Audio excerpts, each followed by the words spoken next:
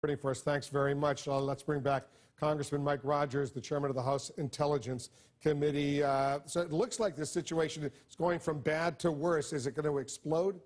Well, there's really no telling. This is the first sign that the Ukrainian military has taken aggressive action, engaged what are believed to be pro-Russian forces that are at least mentored by special forces of Russia and intelligence agents. When you say mentored, I want to be precise, because the accusation is that Russian paramilitary or special forces, intelligence operatives, they have actually moved into eastern Ukraine to do what they're doing. It's not just local Ukrainians who are sympathetic to Russia. What is the latest U.S. intelligence estimate? Both. So what you see is that you have Russian-trained special forces and intelligence operatives in eastern Ukraine fomenting sabotage and other things. So we think that through that, they are recruiting, and there's some level of training. Are these Russian citizens, or are they Ukrainian citizens? It's a combination of both.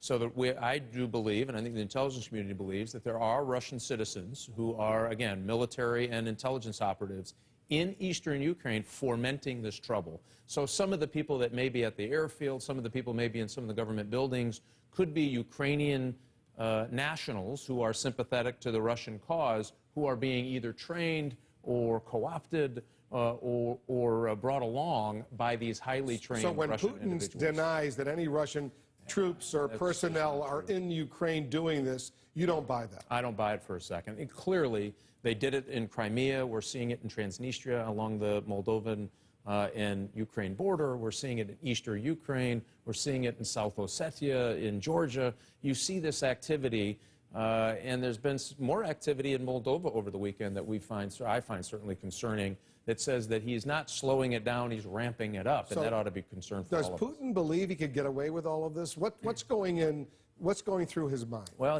think about it. He owns 20% of Georgia now by his influence in moving troops into Georgia. That was during the Bush administration when he did that. Right, 2008, and nothing has changed there, except that they're expanding their borders out, which is interesting. And then you see Crimea, that he successfully took Crimea, not a shot fired. That happened. Transnistria is actually voted to go into the Russian Federation. That's, again, in the real thin strip of land between Moldova and Ukraine. And in eastern Ukraine, he's using an old-time tested tactic of fomenting sabotage and trouble and agitation. Doesn't he fear that the sanctions will really bite Russia's economy? I don't think he's thinking the same way a president who has to worry about the economy would do it. So we think it's dropped his economy projections from about 2% growth to about 1% growth. That's a significant challenge for their economy.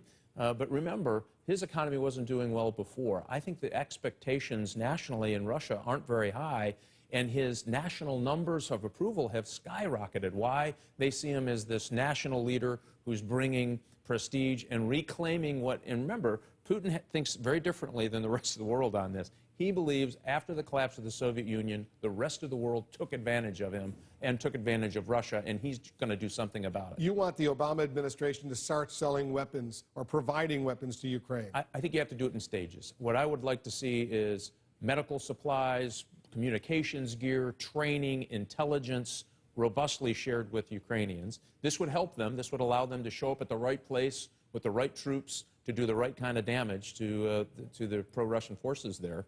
And then we can ramp it up from there. I think you can go non-lethal up front, but you have to do it now. You can't talk about it. You can't take 2 months. You have to do it now. Mike Rogers, thanks very much. The story obviously not going away. Appreciate it very much. Thank you. We'll have more